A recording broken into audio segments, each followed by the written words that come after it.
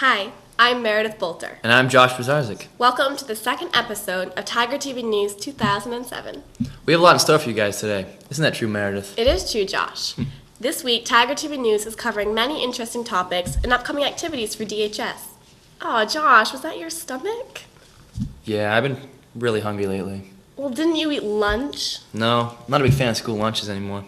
Oh, well, don't lose hope, Josh. I've heard the lunchers will be undergoing a few changes. Let's go to Reportin' Horton, who will elaborate on this topic. Hey everyone, and welcome to Reportin' Horton, the segment on Tiger TV News where your voice is heard. I'm your host, Tim Horton. Do you have an opinion? I'm sure you do. Opinions are like armpits. Everyone has a couple, and most of them stink. But seriously, do you have a question, a joke, a funny little anecdote, an idea, a way to make government better? A comment about our country and its foreign relations? Do you want your thoughts made known in our high school? If so, send me an email and let your voice be heard. Well, today we have an email from John, and John writes, Dear Tim, I hear that there's an opportunity for Douglas High School to receive funding for our school lunch program. Is that true? Well, John, I've heard the same rumor myself. In fact, it is true indeed. I think it'd be a really cool idea to get federal funding for better lunches. And on Fridays, we could even do Subway or Papa Gino's just to spice things up a bit. But don't take my word for it. Let's go to the guy who knows all about it. Let's take a walk and go see Mr. K.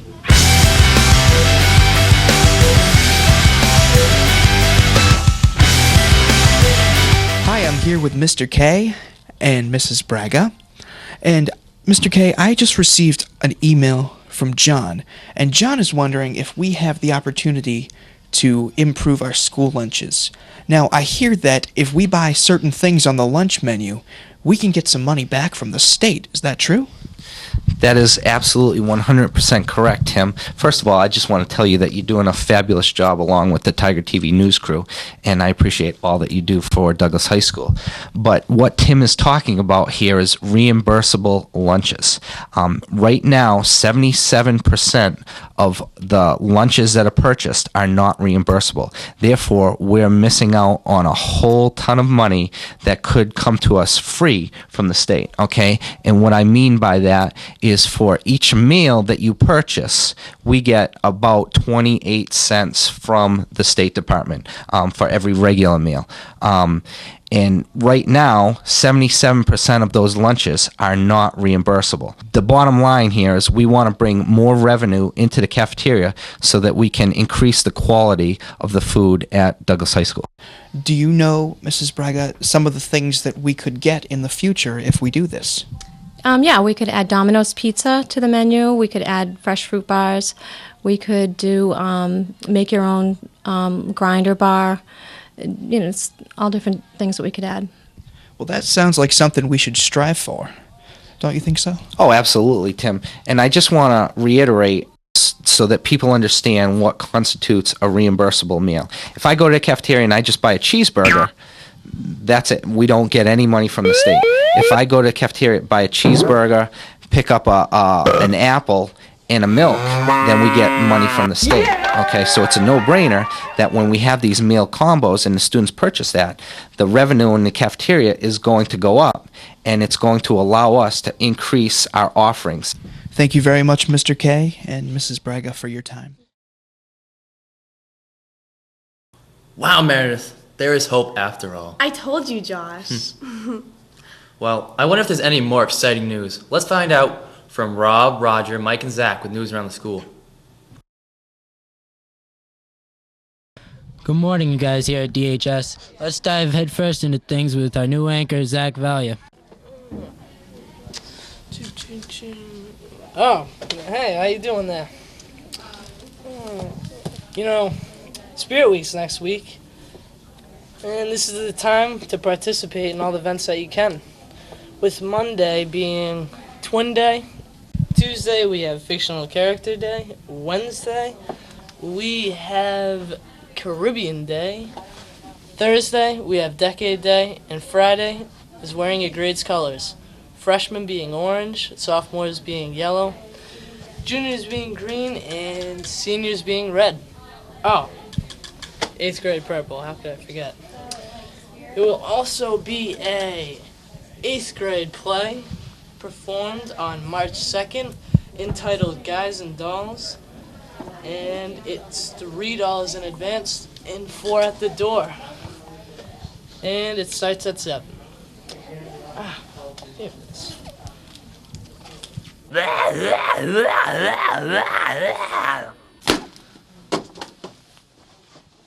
That was great. Back to you guys in the studio.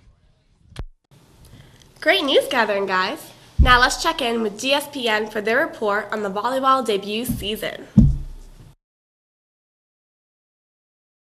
I'm here with Mrs. Cicero, the coach of the JV girls volleyball team. Mrs. Cicero, how do you feel the season went this year? When school started, we really hardly had enough to field the team.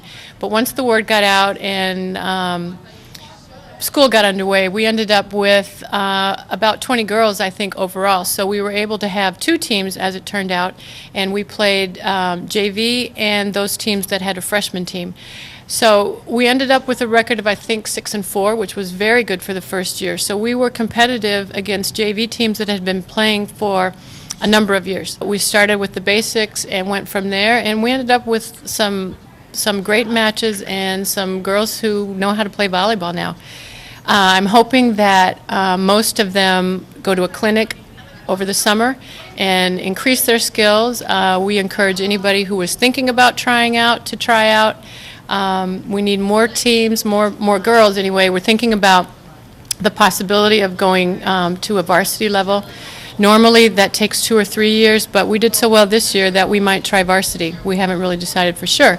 If we do, then we need even more girls, so that's what we're hoping to do. That's great. Thank you, Mrs. Cicero. Thank you. I'm here with senior Caitlin Brooks. Caitlin, what did you think of the Peyton Manning's first Super Bowl victory? I didn't watch it, but that's good for him. Well, there you have it, folks. She didn't watch it. All right, we're here with Dan Davis to see what he thinks about the Super Bowl. I didn't see the Super Bowl. Really? Yeah. So, I was out fighting crime.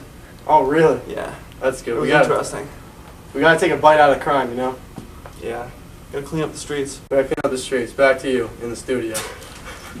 I love volleyball, Meredith. Me too, Josh. But do you know what I love even more than volleyball? Could it be Student Spotlight? That is correct. You know, Josh, I hear this week's Student Spotlight is senior, Jesse Menard. Let's check out what Jesse has in store for us. Here's this week's Student Spotlight. This is Brian Yacino with Student Spotlight with Jesse Menard about chess. How long have you been playing chess? It's been about 13 years now, Bri. What are some techniques you use while playing chess? I just try to read my opponent's minds, just like watch their eyes and just try to figure out what's going on behind. Have you been to any tournaments? Not since 7th grade. I kind of outgrew that when I hit puberty. Who are some of your worthy opponents? My grandfather was always a tough one to beat. Believe it or not, David Shigru was a serious contender. Wait, can I say his name? Eric Chizzy's been a tough one to beat in the past. Are you any good at Chinese checkers? Never played it before in my life, sir. Brett Cahill, word on the street is that you're a stellar chess player.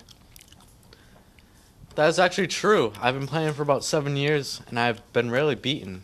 And I've heard Jesse is doing a segment on Student Spotlight. I challenge him. Challenge is on.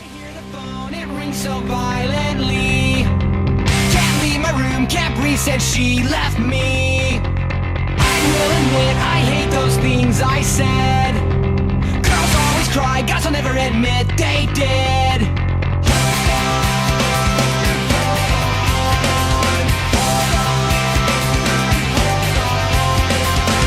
Don't tell me that it's over. I'm not used to this temptation. And when you come back running, there's no use for explanation. I think things are too hopeful, even with my expert knowledge. Most girls do mean trouble because they are rarely honest.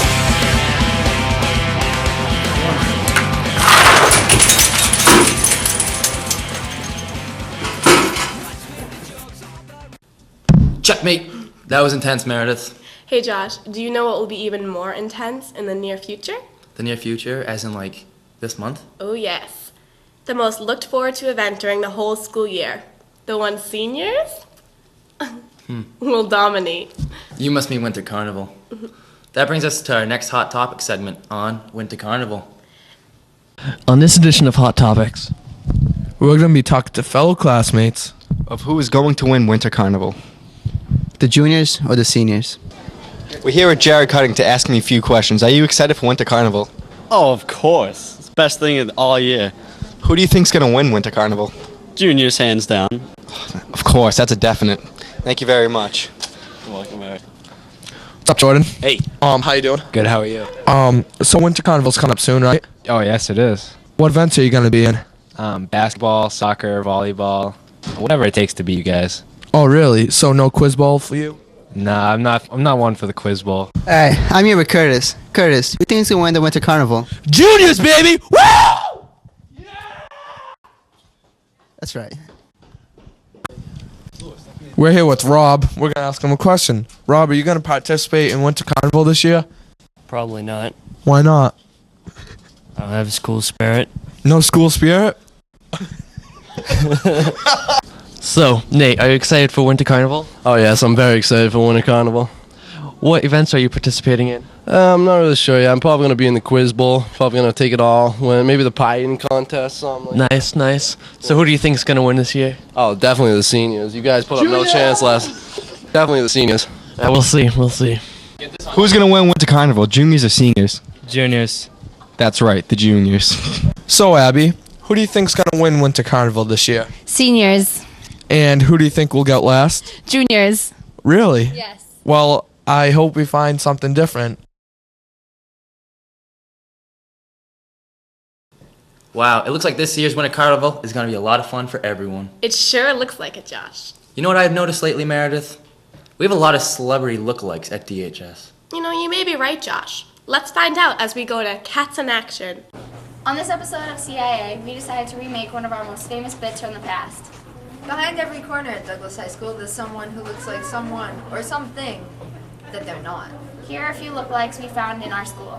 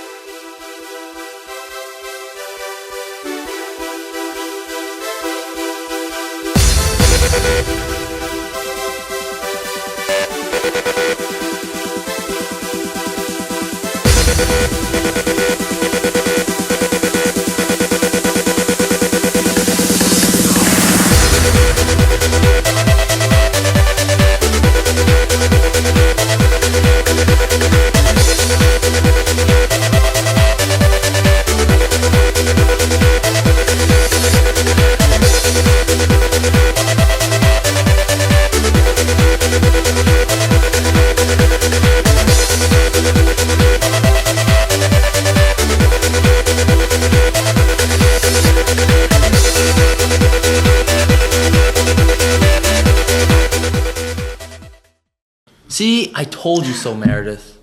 Well, it looks like this episode of Tiger TV is just about over. So until the next time, Keep it real, Douglas High School.